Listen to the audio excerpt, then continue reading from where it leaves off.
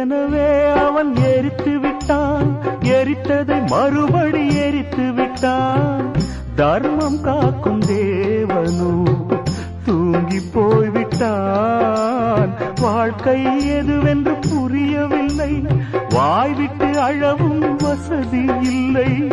வெந்த புண்ணில் அல்லவோ வேலும் பாய்ந்தது, விதியால் வந்ததா இல்லை, சதியால் வந்ததே தொல்லை.